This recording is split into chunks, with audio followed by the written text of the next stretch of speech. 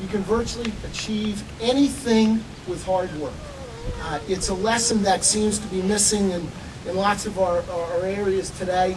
I know with my own kids, it's you struggle with just trying to get some effort out of them. But Charlie really lived it, he believed it, and I think he imparted that onto us.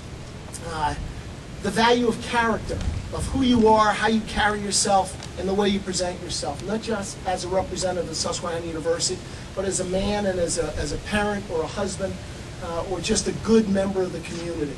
And Charlie, for all those years, I mean, he was, talk about community service. I mean, this wasn't some gratuitous, a soup kitchen on Thanksgiving morning where you dish it out and go home and say, I'm done for the year. I mean, this was year in and year out, at matches, at tournaments, reffing, coaching. Did it all in our sport, and only as a result of the love of the sport, for no other reason. I mean, it couldn't have been the big bucks, Jane, right? I mean, I can't imagine. It was for the love of the sport. And at the end of the day, he was a very simple man as well, and he lived by very simple rules, and I think that's what's always attracted us to this sport. And it's interesting. Today, wrestling is the 5th largest scholastic sport in the United States. And I think today, even though with all the complications in the world and what seems to be the dearth of common sense and everything else, wrestling is a haven for just basic hard work, right and wrong. It's very easy. There's no equivocation in wrestling. You either win or you lose. Your hand gets raised or it doesn't. We're not too concerned about stigmatizing our youth because they might not get a trophy. We're not too concerned about stunting educational, emotional, or physical growth.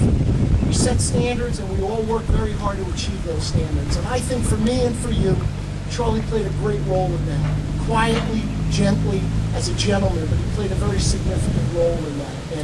And his impact on my life has been, excuse me, immeasurable. And I just want to thank you. I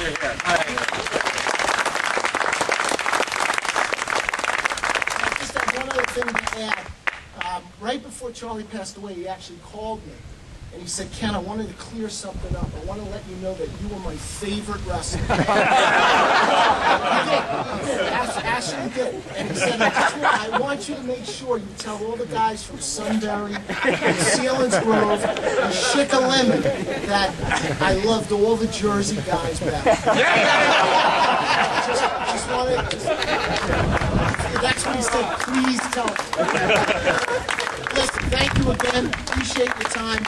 And have a great day today. Next is going to be Tom Dodd, class of 1992. 92. Tom? Thanks. It's a pleasure and an honor to have an opportunity to talk real quickly about Coach Kunes and wrestling here at SU. And it's tough to follow Ken. I've gotten to know Ken a little bit through this process and working with Ken and Whitney a little bit to try to create some energy around this idea and all the great people at SU. And I'm impressed with Ken's passion. The guy gets stuff done, and he's not shy to get after stuff. Thanks a lot, Ken. He's the energy behind this effort. It's nice to come back to SU and see so much change and so much growth. I've been an educator now, a teacher, coach, assistant principal, and a school principal for about 17 years, and having graduated in '92 from here.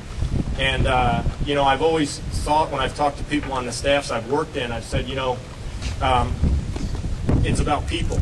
And when I come back and I see all the bricks and mortar and all the beautiful new buildings and all the great facilities, it was a beautiful campus in '88 when I came here as a snot-nosed 17-year-old, and I thought it was a great place then. And I look around now and think, wow, what a beautiful campus. But it's not about bricks and mortar that makes a place special. And then I thought, it's about programs on some level. There's so much growth here, and I just walked through the new science building this morning and saw all the growth around that, but it's not about programs, and it's not about bricks and mortar, it's about people. And having a chance to meet Whitney from the 70s and Ken from the 80s, and a few of the folks from the 90s. Matt Schwenk is here, 4-time conference champ. He should be the next guy in the Hall of Fame here. in my opinion. I need to nominate him, Dr. Samuelson, because that guy's a stud. Second winningest wrestler in school history right there in Matt Schwank. I'm unemployed. You know, Bill Bryson, Mr. Guardrails in the back. You know, he's the man, the first MAC champion. I see the Deckards are here. I don't know if the Bechtels are here. But in the process of doing some research, I love history and I love wrestling. And so the chance to do a little history and learn about all the guys that were here in the 70s and 60s and 80s, it's pretty awesome. There's an ad you've probably heard on TV a lot, and it's an ad by the NCAA, and it goes something like this. It says, there are 380,000 NCAA student athletes, and most of us will go pro in something other than sports. Well, it couldn't be more true in the Division III world. And for a guy who was not the most talented person in our room, having worked out with All-American Andy Watkins every day, who ended up being a Blair Heaton Award winner, and people like Matt in the room, and Steve Ely, who from Sunbury, Kent, one of Kunes' favorites too, ended up being a 2- or 3-time MAC placer, valedictorian, and went to Harvard Dental School. We had some pretty impressive people in our room. Another teammate of ours from the early 90s on Coach's teams, and Coach Boger and Coach Yor's team, who followed after Coach Kunes. Todd Erickson couldn't be with us today. He's running a business out of Chile, the country of Chile. And so to think about where people have gone and what they've majored in and where they've landed is pretty impressive. So it's really an honor to be here and have a chance to have been a part of this program. I can remember, I hear Ken talk about the 80s, and it didn't change in the 90s under Coach Kunes. I can remember Coach Chubb guarding all of his equipment room stuff like it was his life. And I can remember that every trip we took, whether it was to the Petros Invitational at Lebanon Valley College or the MACs, we had agendas, we had this is the plan, everything was tight, everything was organized. I remember my freshman year, we went to Elizabethtown for a dual meet with Elizabethtown, I think, or Sinus, and I didn't have socks.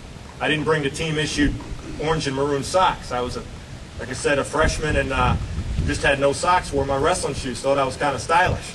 And Coach gave me an earful on, no, you go get, you're not wrestling without team socks. We were going to look together, we were going to be organized and be respectful and represent ourselves well.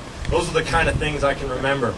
Probably the biggest thing that Coach Kunes did for me, though, in '93, we were 13-2 in our last dual meet right here at OW House, and we were wrestling Muhlenberg, and they were 12-2, and we had our best team ever that year. We ended up. We had more points in the MAC tournament, and that was back when I think there were still about 18, 19 teams in the MAC. And we were 13-2. They were 12-2. And going into my match at 190 and Andy Watkins, our heavyweight match, we both needed to pin to win. If we pin and got a tech fall, we'd tie. If we got a major and a pin, we'd lose by 1. Well, the guy I was wrestling at 190, I had tech fall the year before, 18-2, and Andy had pinned his kid. So I felt like it was pretty much on my shoulders. And I had been sick for the first time probably ever in my life the week before, and I ended up majoring the guy and not getting a tech fall. Of course, they forfeited to Andy, our stud heavyweight. We lost by 1, and we ended up 13-3.